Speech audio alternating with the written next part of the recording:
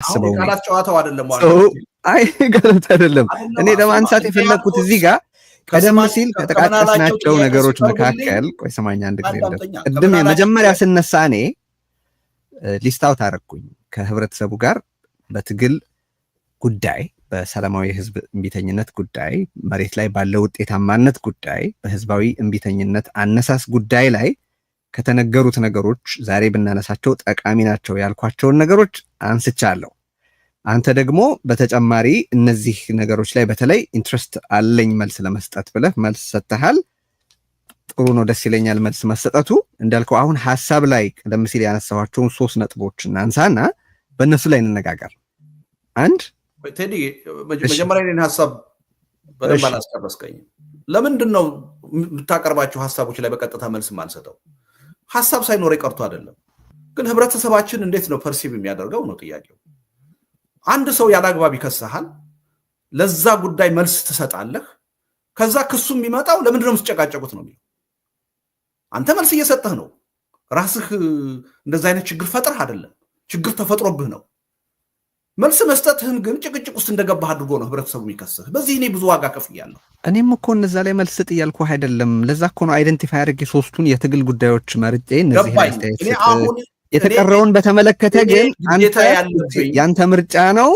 ከፈለክ በነዛ የግል ያልካቸው ጉዳዮች ላይ አስተያየት መስጠትም አለመስጠትም ትችላለህ። እነዚህ ያነሳዋቸው 3 ጉዳዮች ግን የህብረተሰብ የሀገር የትግል የጋራ ጉዳዮች ስለሆኑ እነዚህ ግን እኔ መነሳት አለባቸው ብዬ ያሰብኳቸው ናቸው ያልኩት ለዚያ ነው።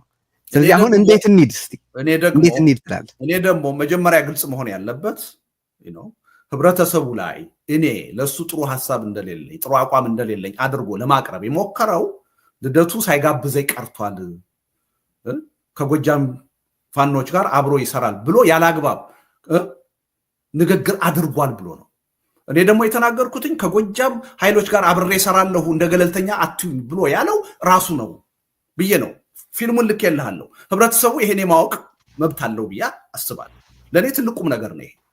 እኔ ምንም ኢንቴንሽን የለኝም። በጣም ጥሩ ትልቁም ነገር ስለሆነ ዜና ይሄንን ምስል እንመልከተውና ከዛ ቀደም ወደ አነሳኋቸው የትግልና የህዝባዊ እንቢተኝነት የትግል ስልት ጉዳዮች እንሻገራለን።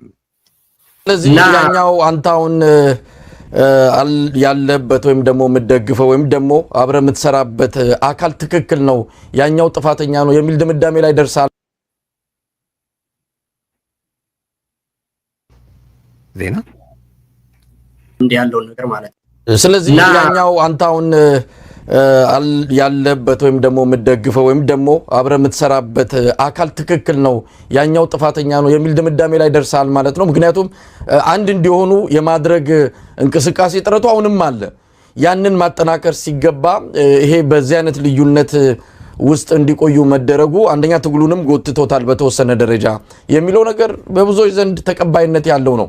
ስለዚህ አንተ አንደኛው አካል ልክ አይደለም አንደኛው ትክክል ነው ብለ ድምዳሜ ላይ ደርሳል ማለት ነው።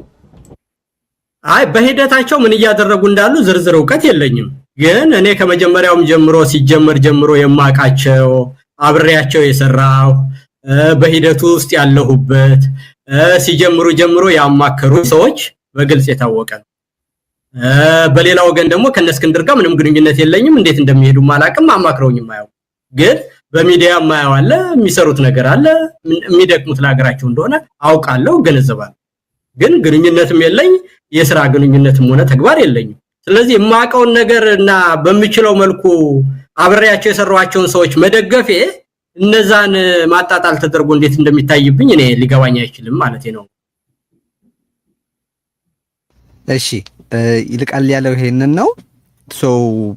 አሶሲዬሽን አለኝ ብሎ ተናግሯል።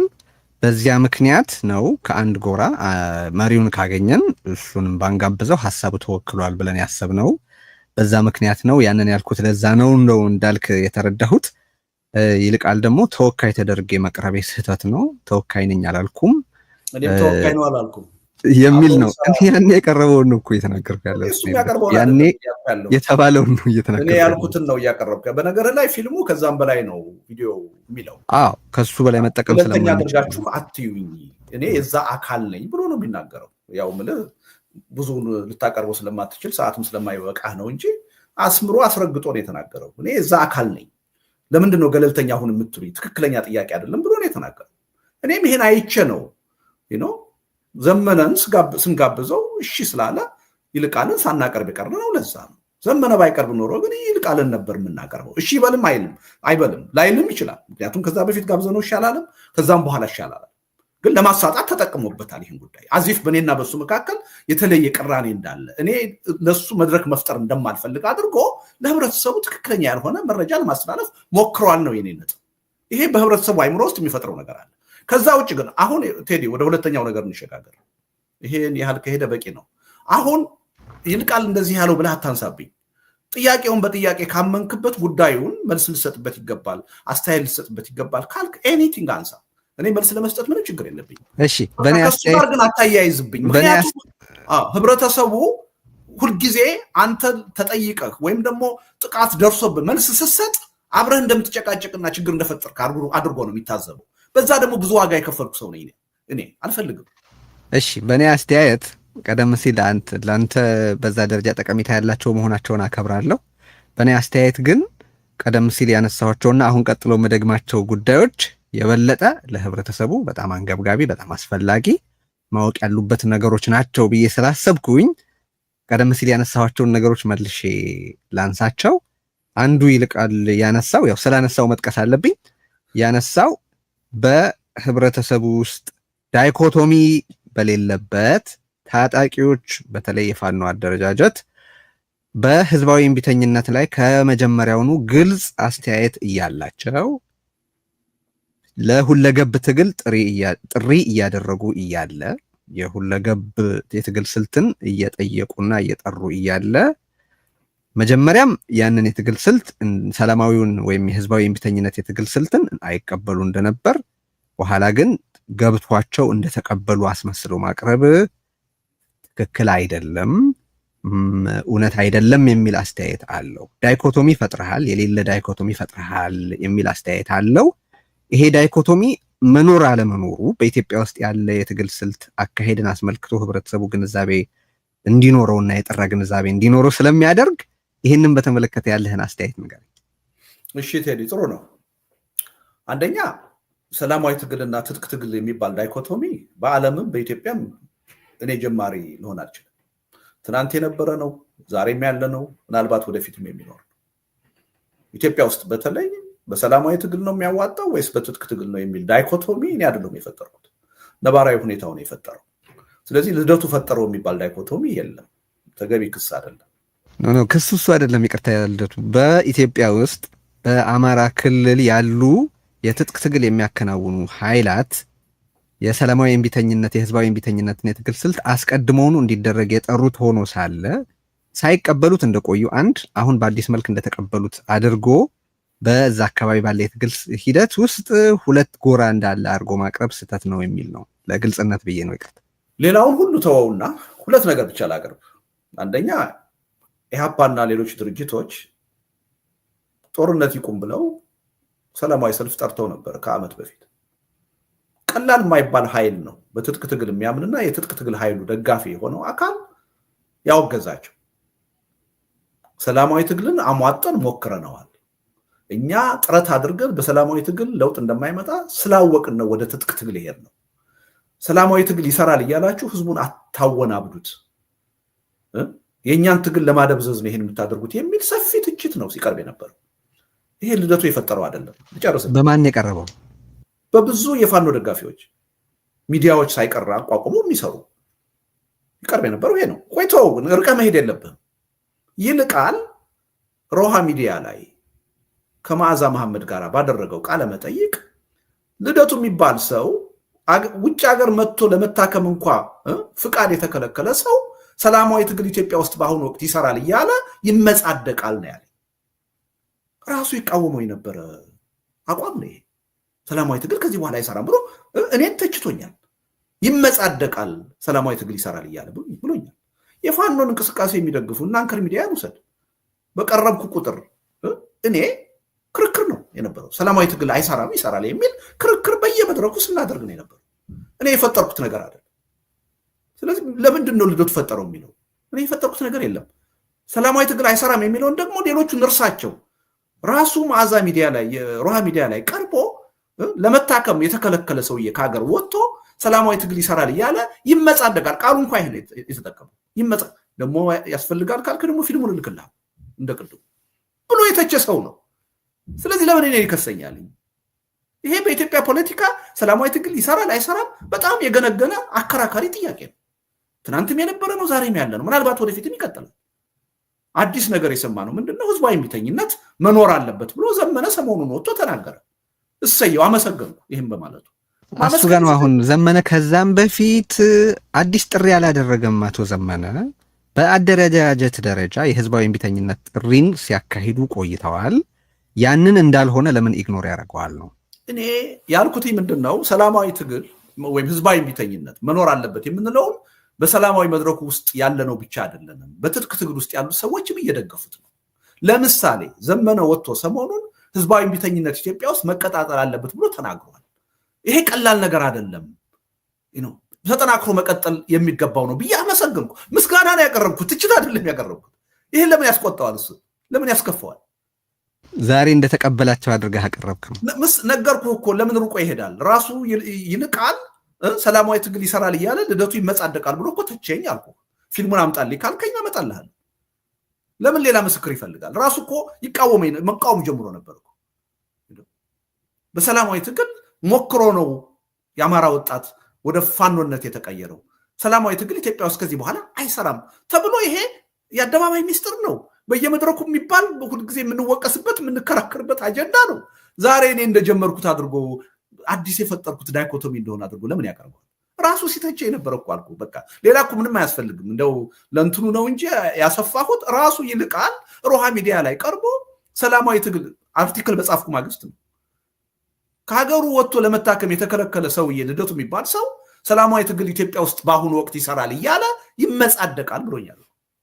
እኔ ፊልሙ አለኝ ልልክልህ እችላለሁ። ሌላ እኮ ምንም ምስክር እኮ አያስፈልግም። ሲፈልግ እሱ ዛሬ አምንበታለሁ ይላል፣ ነገ አላምንበትም ይላል።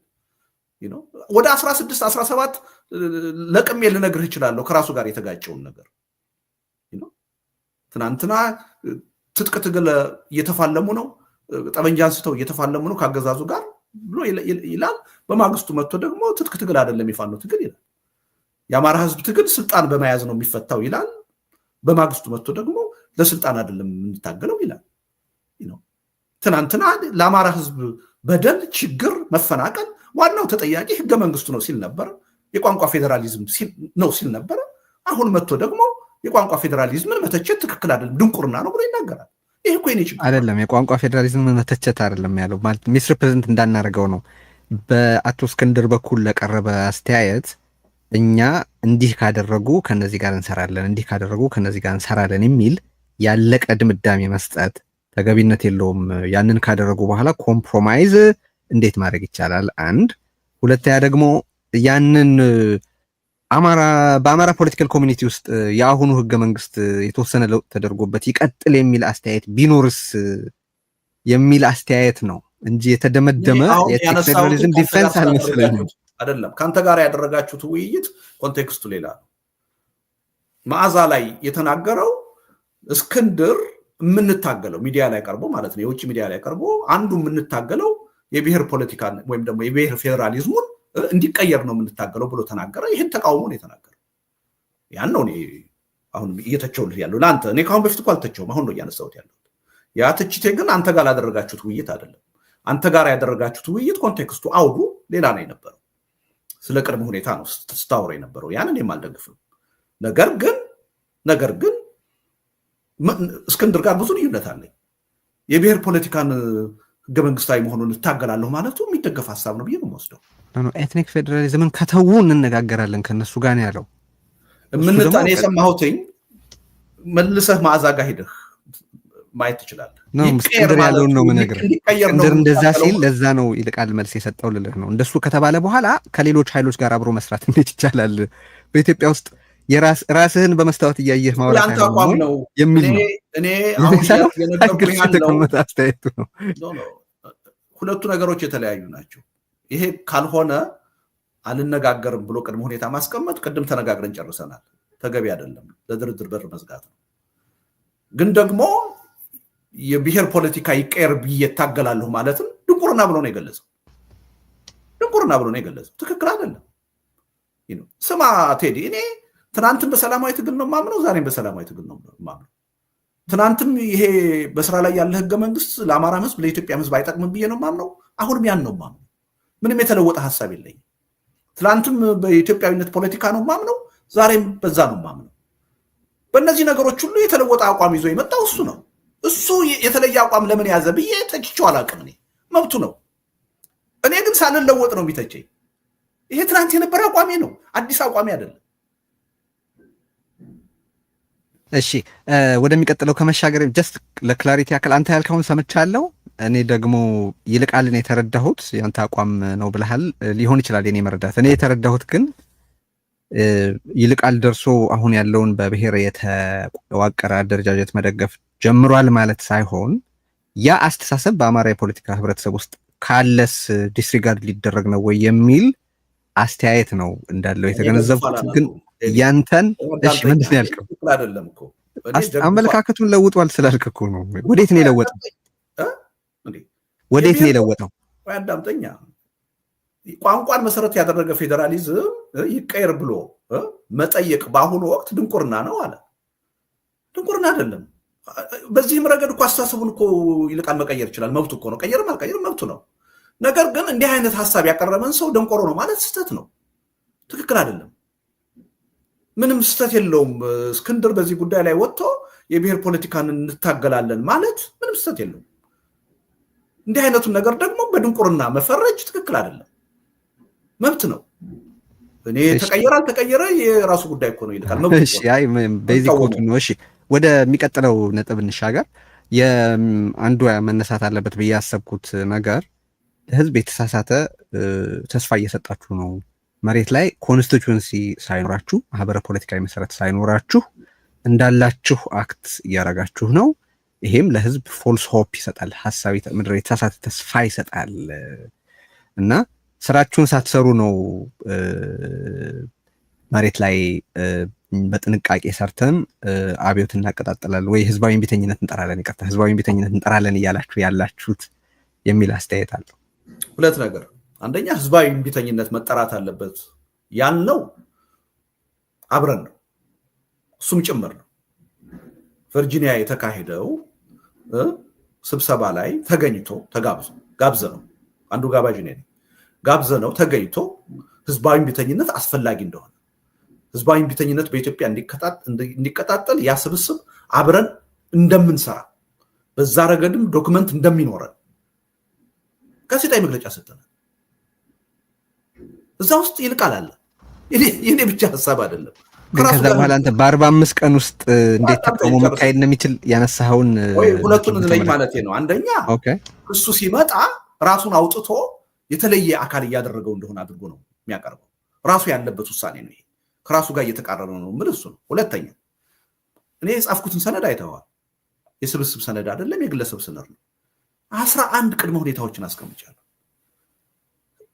እንዲጠራ የምንፈልገው ህዝባዊ እምቢተኝነት በ45 ቀን ውስጥ ውጤታማ እንዲሆን ከፈለግን እነዚህ 11 ቅድመ ሁኔታዎች መሟላት አለባቸው። እነዚህ ባልተሟሉበት ሁኔታ፣ እነዚህ እንዲሟሉ ጠንካራ የሆነ ዝግጅት ባላደረግንበት ሁኔታ፣ እነዚህን ባላሳካንበት ሁኔታ ህዝባዊ እምቢተኝነት ኢትዮጵያ ውስጥ አይሳካም ብዬ ነው የጻፍኩት እንጂ ዛሬውኑ በ45 ቀን ውስጥ ህዝባዊ እምቢተኝነት አድርጎ ውጤት ይመጣል አልወጣኝም። ያን ለማሳካት መሬት ላይ ግን እንቅልፋትን እየሰራን ነው ብለሃል። እነዚህ 11 ቅድመ ሁኔታዎች እንዲሟሉ እየሰራን ነው። እየሰራው ነው ያው። ኦኬ። ስለዚህ እንሰራለን በምትሉት ልክ በህዝብ ዘንድ ተደራሽነት የላችሁም፣ ማህበረ ፖለቲካዊ መሰረት የላችሁም፣ ያወራው እኮ ያለው የተሳሳተ ተስፋ እየሰጣችሁ ነው የሚል ነው ጥያቄ። አዳምጠኝ። እነዚህ ነገሮች ተሟልተዋል፣ ስለዚህ በ45 ቀን ውስጥ ለውጥ ይመጣል፣ ህዝባዊ እምቢተኝነት ይነሳ ብዬ ብናገር አሁን ያቀረብከው ትችት ይሰራል። ዘርዝሬ 11 ቅድመ ሁኔታዎች አሉ። እሱ አቅርቦት እኔ ለአንተ የደገምኩል ይልቃል አቅርቦት እኔ ወደ አንተ በጥያቄነት ያመጣሁት ነው። የኔ ትችት አይደለም ልልህ ነው። ቀጥል።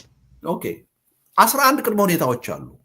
ከነዛ ቅድመ ሁኔታዎች ውስጥ ስንቱ ተሟልቷል ብትለኝ አሁን ሜቢ 2-3 8-9 ገና አልተሟላ። ውጤታማ የሆነ ህዝባዊ እምቢተኝነት ኢትዮጵያ ውስጥ እንዲመጣ ከፈለግን እነዛን መጀመሪያ ማሟላት አለብን፣ መስራት አለብን። ያን ደግሞ ሌት ተቀን መስራት አለብን ብያለሁ። እንደ አብሮነት ኢትዮጵያ ግን ይህን ነገር እንዲሳካ መሬት ላይ በተጨባጭ እንዲኖር አቅማችንና ሁኔታው በፈቀደ መጠን እየሰራ ነው። እኔም ሌት ተቀን እየሰራሁ ነው ብያለሁ። እረፍት የለኝም፣ እየሰራሁ ነው። ይሄ ሁሉ ዶክመንት የማዘጋጀው እነዛ 11 ቅድመ ሁኔታዎች እንዲሟሉ፣ ህብረተሰቡ እንዲያምንባቸው፣ ተቃዋሚው እንዲያምንባቸው እና በተጨባጭ መሬት ላይ እንዲሰራቸው ስለምፈልግ ነው። እነሱ ካልተሟሉ የትኛውንም አይነት ህዝባዊ እምቢተኝነት ብንጠራ እንኳንስ በ45 ቀን በ45 ዓመትም ላይ ይሳካ ይችላል። ስለዚህ እኔ በጥንቃቄ በኃላፊነት ስሜት መሟላት ያለባቸውን ቅድመ ሁኔታዎች 1 2 ብዬ ቆጥሬ ዘርዝሬ ነው ያስቀመጥኩት። እነዚህ ከተሟሉ በኋላ ግን በ45 ቀን ውስጥ ውጤት ማምጣት እንችላለን የሚል ነው። 45 ቀንም ሊሰፋ ይችላል። በሌሎች ሀገሮች በ2 ሳምንት፣ በ3 ሳምንት፣ በ1 ሳምንት መንግስት ሲወርድ አይተናል። የኛ ሁኔታ ግን የተለየ ነው፣ ውስብስብ ነው። የበለጠ 45 ቀን ድረስ ለውጥ ይመጣል ብዬ አምናለሁ። እሱ ምን ብሎ ነው አንተ ጋር ያቀረበው? እንደ ሆስፒታል ቀጠሮ፣ እንደ ሰርግ ቀጠሮ ብሎ ለማሾፍ ነው የሞከረው። የማይጠበቅ ነገር ነው ከሱ። ሐሳቡን በሐሳብ መተቸት መብቱ ነው።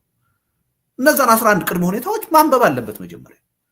ዝም ብሎ ብዬ ከመሬት ተነስቼ ሁሉ ነገር ተሟልቷል አሁን ህዝባዊ እምቢተኝነት ይሳካል አልወጣኝም እኔ። 11 እንደውም አንዳንዶቹ ከባድ ናቸው። እነዚህ 11 ብዙ ናቸው፣ እንዴት ብሎ ይሳካል የሚል ግምት ነው ያላቸው። እኔ ደግሞ አዎ ከባድ ናቸው፣ ይህን ሳናሳካ ግን ህዝባዊ እምቢተኝነትን ኢትዮጵያ ውስጥ ማምጣትም ውጤታማ ማድረግም አንችልም። መጀመሪያ እንደ ተቃዋሚ ጎራ እንደ ህዝብ እነዚህን ማሳካት አለብን ብዬ ነው ያቀረቡት።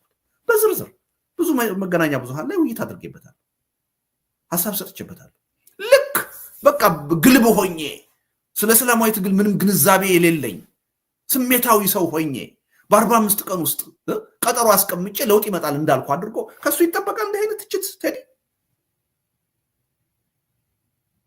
ይሄ ነው የሚያሳዝነኝ እና ከዚህ በላይ ልለው የምችለው ነገር ያለ አይመስለኝም። እሱንስ ለማድረግ መሬት ላይ ይህንን አጋጣሚ እንጠቀመውና ያው ሰብስታንሱ ላይ እያወራን ስላለ መሬት ላይ በተጨባጭ ፕሬዘንስ ለመፍጠር እየተደረገ ያለ ነገር አለ ባለህባቸው ስብስቦች። ቅድም ይልቃልንም ጠቅሰሃል። አንደኛ ያለውባቸው ስብስቦች ትግሉን የሚያካሂዱ አይደሉም። ትግሉን ሊያካሂዱ የሚችሉት ስብስቦች ያሉት ሀገር ቤት ነው።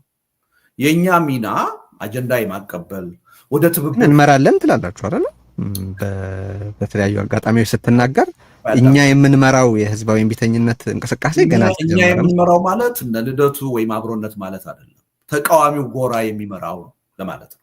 ስለዚህ እኛው ውስጥ ተቃዋሚዎቹም ውስጥ ሆኖ ግን አለ አይደል? ይጨምራል፣ ኢንጂነር ይልቃልንም ይጨምራል። ተቃዋሚው ጎራ የሚመራው መሆን አለበት ነው። የአብሮነትን ሚና ክሊር አድርገናል። እኛ ትግሉን የመምራት ሚናም ፍላጎትም የለንም። እኛ ጥረት የምናደርገው ትግሉን ለመምራት የሚችሉት ኃይሎች በጋራ አጀንዳ እንዲሰባሰቡ የአጀንዳ ድራፍት በማቅረብ የሚሰባሰቡበት መድረክ፣ የሚወያዩበት፣ የሚደራደሩበት መድረክ መፍጠር ነው ሚናችን እንጂ እኛ እንመራዋለን የሚል ነገር ካፌ ወጥቶ አያውቅም። እኛ አብሮነትን ወክለህ በቀረብክባቸው መድረኮች ላይ ያንን አስተያየት አንስተህ አታውቅም? አብሮነት ይመራል ብዬ ኖ አሁን ያው እኛ ስትል ሰው ኮንፊውዝድ ይሆናል አይደል? የትኛውን እያልኩ ነው አጠራውልህ እኮ ግር ይለዋል። እኛ ብዬ የምናገረው ወደፊትም ቢሆን መታሰብ የይልቃል የትችት መነሻ እሱ ከሆነ ስልልህ ነው።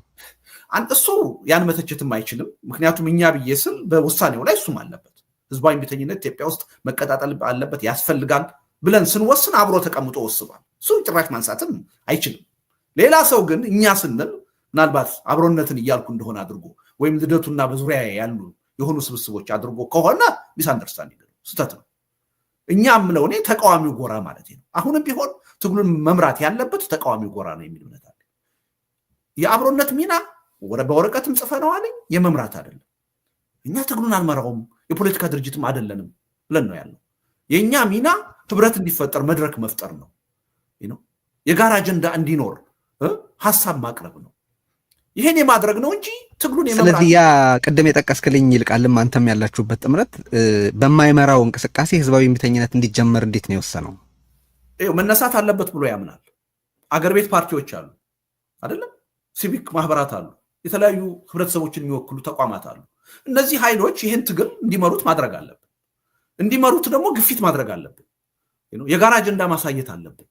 የሚተባበሩበት መድረክ መፍጠር አለብን። የእነሱም አቋም ከአብሮነት አቋም የተለየ አይደለም። እንመራለን አላለም እዛም ውስጥ ያለን ሰዎች። ነገር ግን በጥቅል እንደ ተቃዋሚ ጎራ ግን የሰላማዊ ህዝባዊ እምቢተኝነቱን መምራት አለብን። ይሄ ደግሞ በተለይ ሁልጊዜ ደጋግሜ የምናገረው ነገር በተለይ ውጭ ሀገር ያለን ኃይሎች አይደለንም ትግሉን የምንመራው፣ አገር ቤት ያሉ ኃይሎች ናቸው መምራት ያለባቸው። አሁን ኢንካሬጅም እያደረግን ያለ ነው የኢህአፓን እንቅስቃሴ ቅድም ደግፌ ለምንድን ነው እየተናገርኩ ያለሁት? ሌሎችም ሊከተሉት ይገባል፣ በተናጠልም በትብብር ሊሰሩት ይገባል። ምልህ እኮ ትግሉን የመምራት ሚና ይነሱ ስለሆነ እኛ ውጭ ሀገር ሆነን የፖለቲካ ድርጅት ሳንሆን ይሄ ሚና የለንም፣ ልንመራው አንችልም። ስለዚህ ይሄ ግልጽ ነገር ነው ማለት ነው። የቨርጂኒያው ስብስብም እኔ መራዋለሁ አልወጣው መግለጫችን አለ። ተቃዋሚው ጎራ እንዲመራው ግን እንፈልጋለን። እንዲመራው የሚያስችል ጥረትና ገዛ እናደርጋለን። በስሜት በተናጠል መካሄድ አለበት ብለን አናምን። የአብሮነት አቋም ይሄ ነው እንጂ እንመራለን የሚል ነገር የለም። ስለዚህ የሚና ግጭት ይታያል እዚህ ውስጥ። ለምሳሌ አንተ አንደርስታንዲንግ ሊኖር ይችላል። የአጠቃላይ የተቃውሞ ካምፕ አባል በመሆን ምክንያት ራስን እንደ ተቃውሞ ጎራው ከወሰድክ በተቃውሞ ጎራ አባልነት ምክንያት ያው በመሪነት ውስጥ መሳተፍ ለረጅም ጊዜም በፖለቲካ ውስጥ እንደቆየ እና ኢን ኤንድ አውትስ ኦፍ ኢትዮጵያን ፖለቲክስን እንደሚያውቅ ሰው በመሪነት መሳተፍህ እኔ ስህተት ነው የሚል እምነት የለኝም። እንደውም በጣም አስፈላጊ ነው ባይ ነኝ። ስለዚህ ያኛው ሚና አለ። በዚህ በኩል ደግሞ በእነዚህ መሰል ጥምረቶች ውስጥ ባለ ተሳትፎ ግፊት የማድረግ ከሆነ ግፊት በሚያደርገውም አመራር በሚሰጠውም ሳይድ በኩል የመሆንህን ግጭት ታይዋለህ። እኔ ከድሮ ጀምሮ ኮንሲስተንትሊ የማራምደው አቋም የኢትዮጵያ ትግል ውጭ ሀገር ሆኖ አይመራም ባይ ነኝ። ለዚህም ነው የፖለቲካ ድርጅት እዚህ ሀገር ስቀር ያላቋቋምኩት። ከሌሎች ጓደኞቼ ጋር ሆኜ ፕሬዠር ግሩፕ ያቋቋመው ያለ ምክንያት አይደለም። ለፖለቲካ ስልጣን የማይወዳደር በፖለቲካ ድርጅትነት የማይመዘገብ ይሄ ትግል በዋናነት መካሄድ ያለበት መመራት ያለበት አገር ቤት ባሉ ኃይሎች ነው። የኛ አጋዥ ነው፣ ሚናችን ማገዝ ነው፣ እንዲጠናከሩ ምቹ ሁኔታ መፍጠር ነው፣ በዲፕሎማሲ በኢንፎርሜሽን በፋይናንስ መርዳት ነው ውጭ ሀገር ያለ ነው ኃይሎች የሚል እምነት ነው ያለኝ። ይሄ እምነቴ አሁንም የተጠበቀ ነው። ትግል ውጭ ሀገር ሆኖ ይመራል የሚል እምነት የለኝም። ስለዚህ ምንም የሚጋጭ ነገር የለውም። ነገር ግን አገር ውስጥ የሚካሄደው ትግል ተጠናክሮ ተቃዋሚ ጎራ እንደ ጎራ የትግሉን የመምራት ሚና በእጁ ውስጥ አስገብቶ እንዲመራ አስተዋጽኦ ይኖረኛል ብዬ አስባለሁ። ይህ አስተዋጽኦ አለኝ ማለት እኔ ትግሉን እመራዋለሁ ማለት አይደለም። የሚቀርበው ትግል ከውጭ አይመራም የሚለውስ ራሱ ትክክል ነው። ነገራችን ላይ እንደ አቋም ወስደውና ግን የሐሳብ መሪነትን እንደ መሪነት ከተቀበልክ ንድፈ ሐሳብ ማቅረብን እንዴት ትግሉ ሊኖሩ የሚችሉበትን ክፍተቶች መጠቆምን፣ ቀጣይ እርምጃዎችን መወሰንን፣ ስትራቴጃይዝ ማድረግን፣ ታክቲክን አድቫይዝ ማድረግን በተመለከተ አስተዋጽኦ ካለህ ፖለቲካሊ ኢንኮሬክት ነው ብዬ አስባለሁ። የሆነ ኃይል ውጭ ፖለቲካሊ ኢንኮሬክት የሆነ ነገር ሁሉ ግን ስህተት ነው ማለት አይደለም። ቢያንስ እኮ አልኩ፣ ለዛ ነው ቢያንስ ያልኩ። ስህተት ነው ብዬ አምናለሁ። ሪሊ በዚህ ጉዳይ ላይ ሀምብል መባሉ እንጂ መሆኑ ስህተት አይደለም ነው የምትለኝ? አልወጣኝም እንደሱ። ቢያንስ ነው ያልኩ። ቢያንስ ፖለቲካሊ ኢንኮሬክት ነው። አንተ ውጭ ሀገር ሆነህ አንድ ስብስብ ፈጥረህ እኔ ትግሉን እመራዋለሁ ማለት ስህተት ነው፣ አያስኬድም። መስዋዕትነት ሊከፍሉ የጠብንጃው አፈሙዝ ላይ የቆሙ ታጋዮች አሉ ኢትዮጵያ ውስጥ። መምራት በዋናነት ያለባቸው እነሱ ናቸው፣ እኛ አይደለንም። ስለዚህ እንደዚህ አይነት መመጻደቅ ተገቢ ነው የሚል እምነት የለኝም።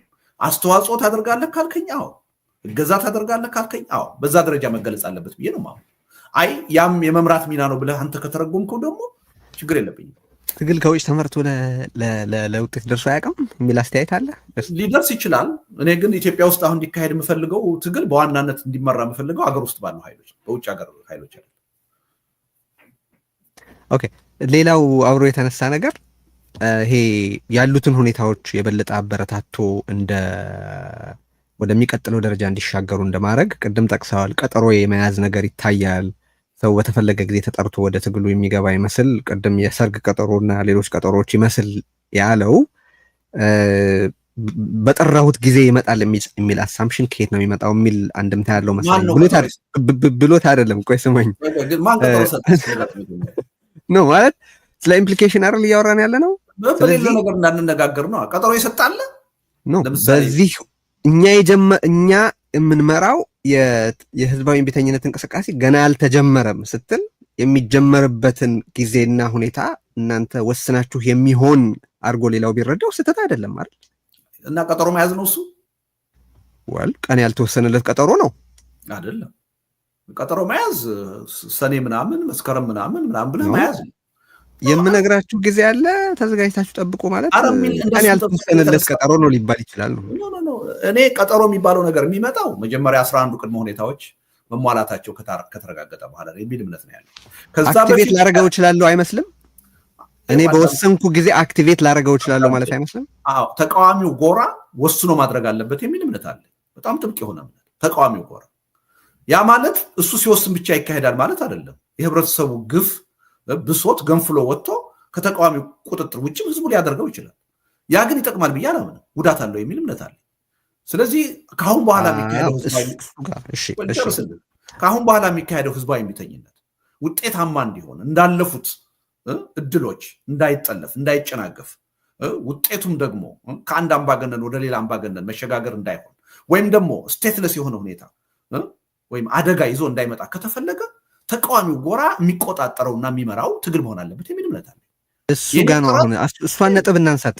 የህዝብና የህዝባዊ እምቢተኝነት ባህሪ ያንን ለማለት ያስችላል ወይ?